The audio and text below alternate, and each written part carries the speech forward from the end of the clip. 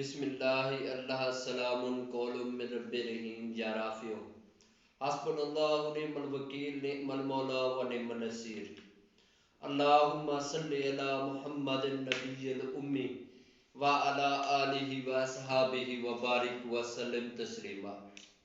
سب سے پہلے تمام دوستوں، احباب اور سامعین کو السلام علیکم۔ تو دوستو، پیچھے ایک ویڈیو میں ہم نے الرحمن الرحیم کی تشریح کی ہے، تو اس میں میں نے الرحمن کے بارے میں جو ہے نا کچھ بتایا کہ الرحمن میں الف لام را ہا میم اور نون تین حروف مقطعات ہیں، ان کے بارے میں ہم نے بات کی۔ تو ایک دوست کا سوال آیا کہ یہ جو حروف مقطعات ہے ان کے بارے میں مختلف علماء جمہور اور مختلف محدثین اور مختلف فقہا نے اس کے بارے میں کوئی بات نہیں کی، تو سب کی زبان یہاں پہ گنگ ہے، تو اس کے باوجود آپ ان کا استعمال کرتے ہیں اور ان پر بات کر رہے ہیں، تو ایسا کیوں ہے؟ دوستو، بات یہ ہے کہ سب سے پہلے تو آپ ایک بات اپنے ذہن میں بٹھائیں۔ اللہ تبارک و تعالیٰ قرآن پاک میں فرماتا ہے 4 مرتبہ سورہ قمر میں، اور ہم نے قرآن کو سمجھنے کے لیے آسان کر دیا، تو کوئی ہے کہ جو سوچے اور سمجھے؟ ایک بات، یہ 4 مرتبہ اللہ تبارک و تعالیٰ فرماتا ہے کہ قرآن پاک سب سے آسان کتاب ہے۔ پھر ایک جگہ پہ اللہ تبارک و تعالیٰ فرماتا ہے رسول اللہ صلی اللہ علیہ وآلہ وسلم سے، اے محمد صلی اللہ علیہ وسلم، ہم قرآن نازل کر رہے ہیں تو آپ پریشان نہ ہو، پہلے آگے پڑھا جائے گا، آپ اس کے پیچھے پڑھتے جائیں، اس کو کھول دینا، اس کے اسرار آپ پر واضح کر دینا، یہ ہمارا کام ہے۔ اچھا، اس کے بعد اگر آپ لوگ دیکھیں جتنی بھی حروف مقطعات والی موسٹلی الف لام را ہا میم والی یا تا سین والی ان آیات کے شروع میں اللہ تبارک و تعالیٰ قرآن پاک کو ایسی کتاب بتاتا ہے جو بالکل کھلی ہے، اوپن ہے، واضح ہے۔ اور اسی وجہ سے اللہ تبارک و تعالیٰ جو ہے نا یہ کتاب نازل کی کس لیے؟ انسانوں کی ایسے سمجھ لیں بھلائی کے لیے، اور اس کا ہر ایک لفظ، میرا یہ ایمان ہے کہ اس کا ہر ایک لفظ انسانیت کے فائدے کے لیے اور انسانوں کے لیے ہی موجود ہے۔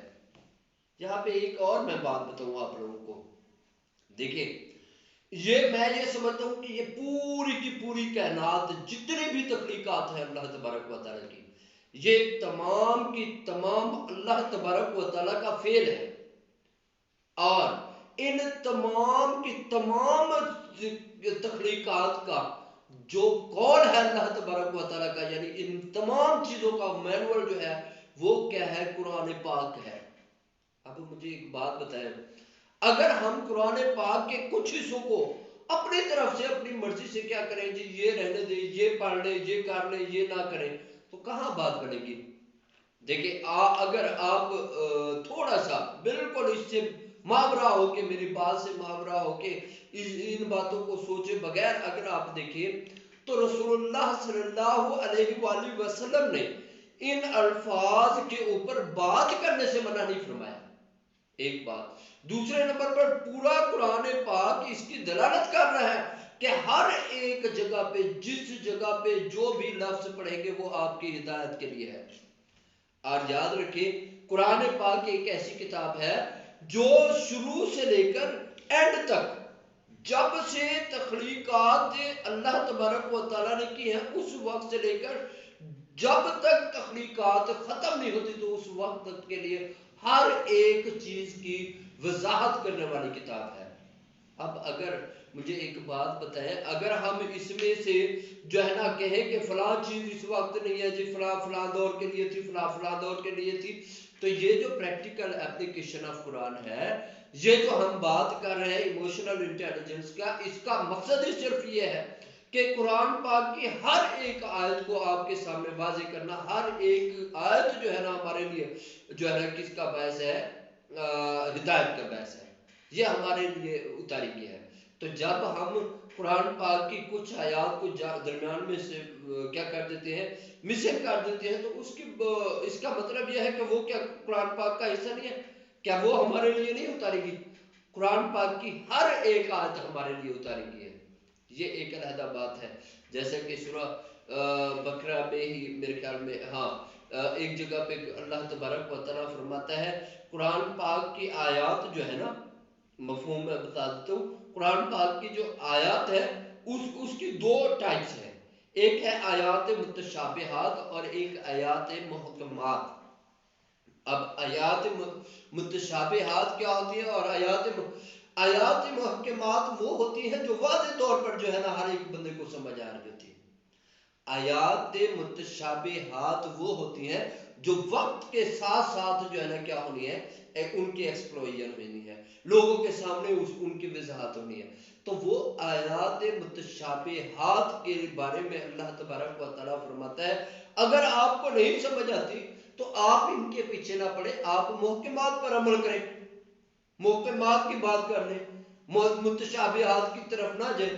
اگر آپ کو ان کی سمجھ آتی ہے، آپ راسخ العلم ہیں، اس دور کے علم کو سمجھتے ہیں، پھر آپ ان آیات کو اس کے ساتھ ریلیٹ کر کے پروف دے سکتے ہیں، ثابت کر سکتے ہیں، تو آپ کر سکتے ہیں، آپ کریں بات۔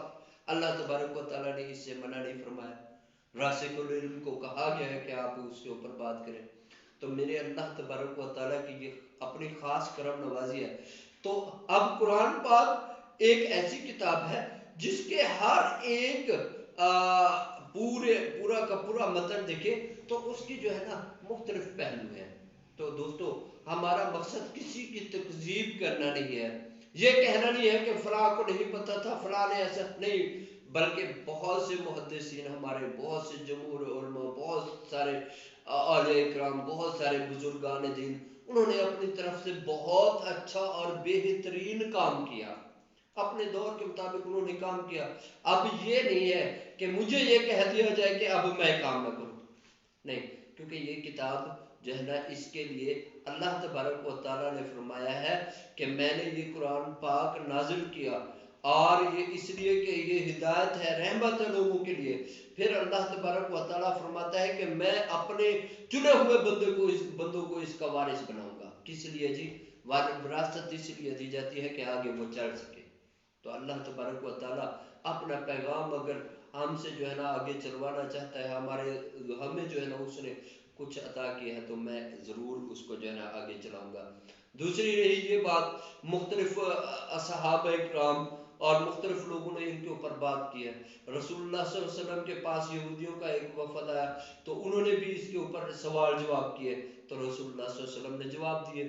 اسی طرح سے حضرت ابوبکر صدیق رضی اللہ تعالیٰ عنہ نے فرمایا ہر کتاب کا راز ہوتا ہے اور قرآن پاک کا ہر راز حروف مقطعات میں ہے اور جو صورتوں کے شروع میں آتے ہیں۔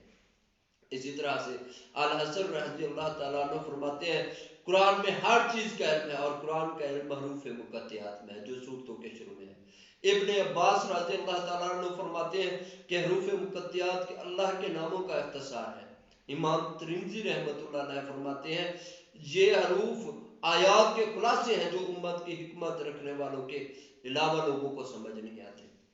ابن العربی فرماتے ہیں یہ حروف فرشتوں کے نام ہیں، میں نے کئی لحاظ سے ان کا جائزہ لیا، ان میں سے کوئی میرے سامنے نہیں آیا، بس انہوں نے مجھے ان سے منسلک علم دیا، یوں وہ میرے استاد ہیں۔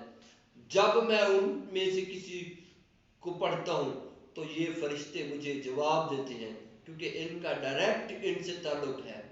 اب دیکھیں یہ تمام کی تمام باتیں۔ اسی طرح سے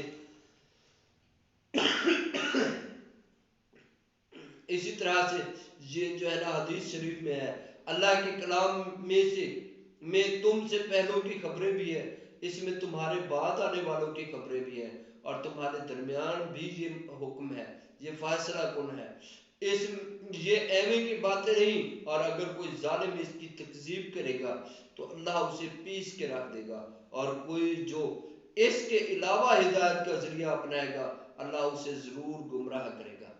تو دوستو اصل بات یہ ہے کہ یہ حروف مقطعات یہ واقعی راز ہیں، یہ کنجیاں ہیں پوری کائنات کی. یہ جو مختلف مظاہر فطرت ہو رہے ہیں نا، جن کے اوپر لوگ سائنٹسٹ جو ہے نا کام کر رہے ہیں، ان کی کنجیاں ہیں. اور ہمارے بالکل افسوس سے یہ کہنا پڑ رہا ہے کہ ہم نے اس کے اوپر جو ہے نا کیا کر دی، پابندی لگا دی. بلکہ اب ہمارے یہاں تو یہاں تک ہے کہ قرآن پاک کو بھی ترجمے کے ساتھ نہ پڑھو. بہت سارے علماء اکرام ہیں، بہت سارے جو ہے نا فقیہ ہیں، انہوں نے باقاعدہ طور پہ فتوے دیے ہوئے ہیں کہ قرآن پاک کو ترجمے کے ساتھ پڑھے نا. تو اب کیا کریں پھر؟ قرآن پاک کو چھوڑ دیں، صرف قرآن پاک کو طوطوں کی طرح رٹتے رہیں؟ نہیں، قرآن پاک سمجھنے کے لیے ہے، ہماری اصلاح کے لیے ہے، ہمارے سمجھنے کے لیے ہے. تو یاد رکھیں قرآن پاک کے لیے اب وہ کہتے ہیں جی عالم دین ہونا چاہیے، بہت بڑا فقیہ ہونا چاہیے، پھر جو ہے نا سمجھ آتا ہے، ادروائز سمجھ ہی نہیں آتا. اور قرآن پاک جن لوگوں پر نازل ہوا وہ کون سے فقیہ تھے؟ بدو تھے وہ عرب کے، ان میں سے پڑھے لکھے ہی لوگ نہیں تھے. اب وہ کیا قرآن پاک نہیں سمجھتے تھے؟ کیا ہم لوگ ان سے زیادہ سمجھ رکھتے ہیں؟ بھائی وہ قرآن پاک سمجھتے تھے. ہر ایک بندہ قرآن پاک کی سمجھ رکھتا تھا اس وقت کا، جو صحابی رسول تھے. پھر اس کے بعد کیا ہوا، وقت کے ساتھ ساتھ بہت سی ایسی چیزیں تھی جو اس وقت سمجھ آ سکتی ہے لیکن اس وقت سمجھ نہیں آتی تھی. ٹھیک ہے، لیکن کیونکہ وہ ایمان کے پکے تھے، وہ پکی طرح سے جو رسول اللہ صلی اللہ علیہ وسلم نے فرمایا انہوں نے کہا بالکل امن تو ہم ایمان ہیں. تو اس کا مطلب یہ ہوا کہ یہ نہیں ہے کہ قرآن پاک کی یہ ساری کی ساری باتیں جو ہے نا کوئی بھی اس میں سے ایسی ہے جو اب منسوخ ہو چکی ہو. قرآن پاک کی کوئی بھی آیات قیامت تک منسوخ نہیں ہوگی، ہر آیات قیامت تک چلے گی. صرف سمجھنے کی بات ہے، اس کے پہلو آپ اپنے انداز سے دیکھیں. اور یہ بات بھی یاد رکھیں، نبی اکرم صلی اللہ علیہ وآلہ وسلم سے پوچھا گیا، حضور سے پوچھا گیا کہ اگر کوئی ایسا امر پیش ہو کہ اس کو قرآن و حدیث میں نہ پائے تو کیا کریں؟ تو آپ نے فرمایا صالحین یا نیک بختوں سے پوچھو اور اسے ان کے مشورے پر منحصر کر دو. ٹھیک ہے، اسی طرح نبی اکرم صلی اللہ علیہ وآلہ وسلم کا فرمان ہے، جامع الصغیر جلد نمبر 2 میں صفحہ نمبر 69 پر، علم کے کئی خزانے اور ان خزانوں کی کنجی علماء اکرام سے سوال کرنا ہے. تو علماء سے پوچھا کرو، اللہ پاک تم پر رحم کرے، کیونکہ بلا شبہ اس میں 4 شخصوں کو ثواب عطا کرتا ہے، سوال کرنے والے کو، علم سکھانے والے کو، سننے والے کو اور ان سے محبت رکھنے والے کو. مجھے امید ہے کہ آپ کو اس بات کی سمجھ آ گئی ہوگی. اس کے علاوہ حضرت عبداللہ بن عباس الف لام میم کے بارے میں فرماتے ہیں ان اللہ عالم. ٹھیک ہے، اور اسی طرح حضرت ابن عباس نے فرمایا کہ یہ اللہ کے اختصار سے ہے، کہ نام ہے، اختصار سے نام ہے. تو اب اس کا مطلب یہ ہوا کہ بھائی اس کے اوپر جس کو جتنی سمجھ آئی، جس نے جتنی جو ہے نا اپنی وقت استعمال کی، اس کے اوپر بات کی ہے. تو آپ کے یہ جو خادم آپ لوگوں کے سامنے فقیر بیٹھا ہوا ہے، اس کو بھی اللہ تبارک و تعالیٰ نے کچھ چیز کے بارے میں سینس دی ہے، تو اس کے متعلق اپنی سینس کے مطابق آپ لوگوں کے سامنے میں یہ بات کر دیتا ہوں. اگر آپ کو سمجھ آتی ہے تو ٹھیک ہے، اگر آپ کو نہیں سمجھ آتی تو نہ سے.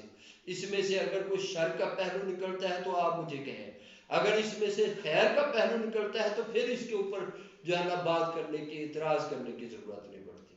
کیونکہ یاد رکھیں اگر کوئی بھی قرآنی آیات آپ کو شر کے کسی کوئی اس کی تشریح اس طرح سے کرتا ہے جس سے شر کا پہلو نکلتا ہے تو آپ وہ اسے نہ سنیں.